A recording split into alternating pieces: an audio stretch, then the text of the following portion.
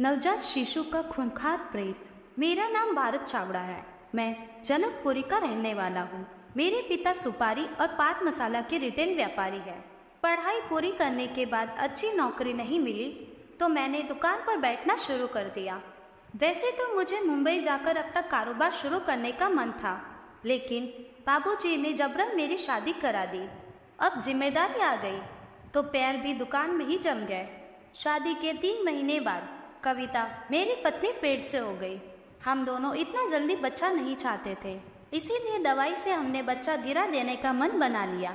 इस बात को हमें घर के लोगों से छुपाना ही था, क्योंकि यह बात अगर उन्हें पता चलती तो वह हम दोनों को घर से ही निकाल देते। हमने चुपचाप बड़े अस्पताल में जाकर यह काम किया। शायद यही भयानक गलती हमें नहीं करनी चाहिए थी। मुझे आज भी याद है, कविता गहरी नींद से भटक कर जाग गई थी। उसकी सूरत पर गजब का खौफ था। एक पल के लिए तो मुझे लगा कि उसकी सांस बैठ गई, लेकिन बुरी तरह हांफते हुए जब उसने अपने पेट की ओर देखते को कहा तो मेरे रोंगटे खड़े हो गए। उसका पेट बुरी तरह नीला पड़ चुका था और बार बार फूल रहा था, फिर बैठ जाता। मैंने गौर से देखा तो उसकी त्वचा पर कभी नन्हे शिशु के पंजे तो कभी उसका छोटा सा चेहरा उभर आता। वह एक दिल दहला देने वाला मंजर था। हमें समझ नहीं आ रहा था कि गर्भ गिराने के बाद यह कैसे विचित्र घटनाएं हो रही थी। धीरे धीरे बात हद से ज़्यादा बढ़ने लगी। अब वो डरावना सिलसिला हर दूसरे दिन होने लगा। कविता की तबीयत दिन ब दिन खराब होती चली गई। उसका वजन भी बेहद गिरने लगा। यह सब देखकर मेरी माँ ने हम दोनों की क्लास ली। थोड़ी देर आनाकानी करने के बाद कविता ने रोते रोते सब सच बता दिया। तब मेरी माँ ने उसे तो कुछ नहीं कहा, लेकिन मुझे करारा चाटा मारा। माँ ने उसी वक्त हमारे गुरुदेव को फ़ोन किया। उन्होंने घर पर आकर साफ साफ बताया कि भ्रूण हत्या का घोर पाप चढ़ा है। आपकी संतान प्रेत योनि में गई है। कई हजार वर्ष भटकने के बाद उसे मनुष्य शरीर मिलने वाला था।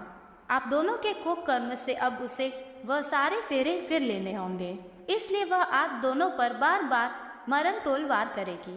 सावधान रहना।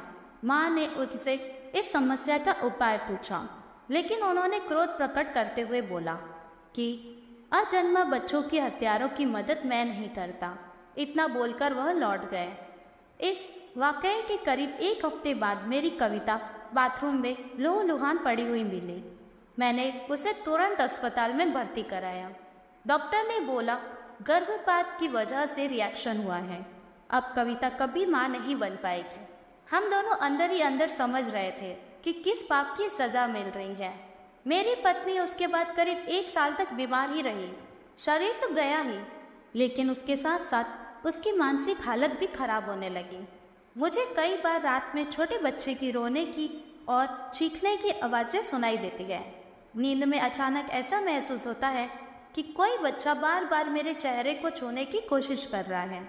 एक दिन अचानक कविता के माता पिता उसे घर ले आए ताकि उसकी हालत में कुछ सुधार हो सके। उस रात अकेले में मुझे बेहद डरावने सपने आ रहे थे। थोड़ी देर हुई तो फोन की उबराई आना शुरू हो गया।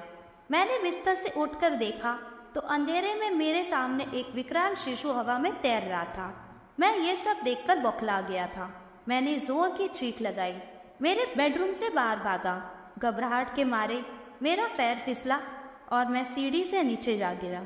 अगले दिन मुझे होश आया, तब डॉक्टर ने सॉरी बोलकर यह बताया कि आपके पेट के निचले हिस्से में गहरी चोट लग गई है। अब आप कभी पिता नहीं बन सकते। हम दोनों पति पत्नी अब मौत के इंतज़ार में जी रहे हैं।